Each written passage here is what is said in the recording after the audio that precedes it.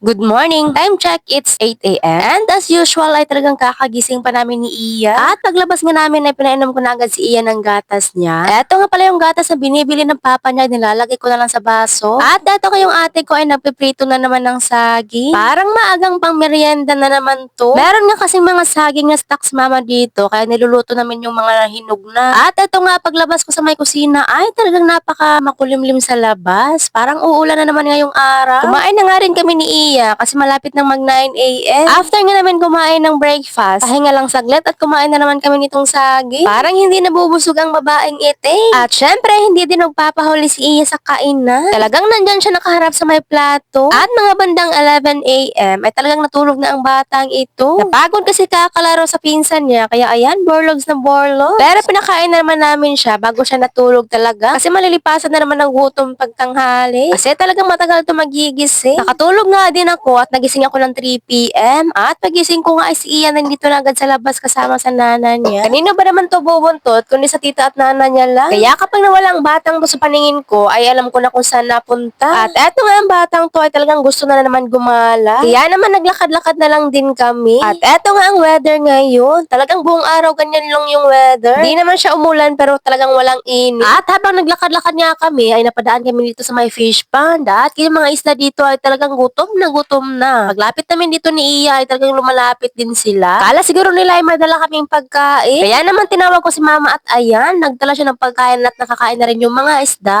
At ayan nga ay nagkukumpulan na sila at nag-aagawan ng pagkain nila. Medyo marami pang ang isda ang natira dito. Kadalasan nga ay mga maliliit. At dito nga ay talagang nakakita ako ng mga maiitim na isda. Talaga palang naghahalo-halo na sila dito. At bigla din palang lumitaw itong mga malalaking isda. Meron pa palang naiwan na malaki dito. Kasi usually yung nakikita ko rito ay talagang maliliit lahat. Pero hindi pa talaga yan ang todong laki nila. Mas lumalaki pa talaga yan sila kapag hindi talaga nakukuha sila. Dito nga lang kami paikot-ikot sa paligid at kita nyo naman talagang walang katao-tao dyan kahit dyan sa may kapitbahay namin. Kasi yung mga tao dito ay literal na mga taong bahay lang. Lumalabas na talaga kami dito kapag yung mga bata ay gusto maglaro sa labas. At eto nga habang paikot-ikot kami ni Iya dito sa labas, ay nakita nyo na lumabas na yung isang bata dito sa kapitbahay. Kaya naman ang batang to ay talagang dali-dali nang pumunta. Actually, itong mga kapitbahay namin ay mga relatives lang. Lahat ng kapitbahay namin dito ay pinsan ng papa ko. Hindi nga talaga ako usually pumupunta dito kapag wala si ate. Pero ngayon wala nga si ate, pero pumunta pa rin ako dito kasi ang batang ito ay talagang naboboard sa bahay at walang kalaro. Hindi rin kasi sila nagkakasundo ng pinsan niya, kaya palagi silang nag-aaway. Sobrang ingay. Maya-maya nga lang ay pumasok na kami dito sa loob ng bahay nila. Kasi medyo umaambo na sa labas at ayaw pa umuwi ng batang ito. Talagang nag-enjoy pa dito makipaglaro. Pero mga bandang 6 p.m. ay talagang umuwi na din kami kasi parang uulan na talaga ng malakas. Kaya ayan, pagdating namin dito sa bahay talagang umulan na nga. At pagdating namin ni Iya dito sa bahay ay nadatan pa namin itong si Papa at kapatid niya na nagiinuman pa. Kaninang tanghali pa nga ito nagiinuman ng dalawa at eto ginabi na nga sila. Sinusulit nga nila yung time kasi minsan na lang sila nakikita ngayon. But anyways, hanggang dito lang itong video natin. Thanks for watching.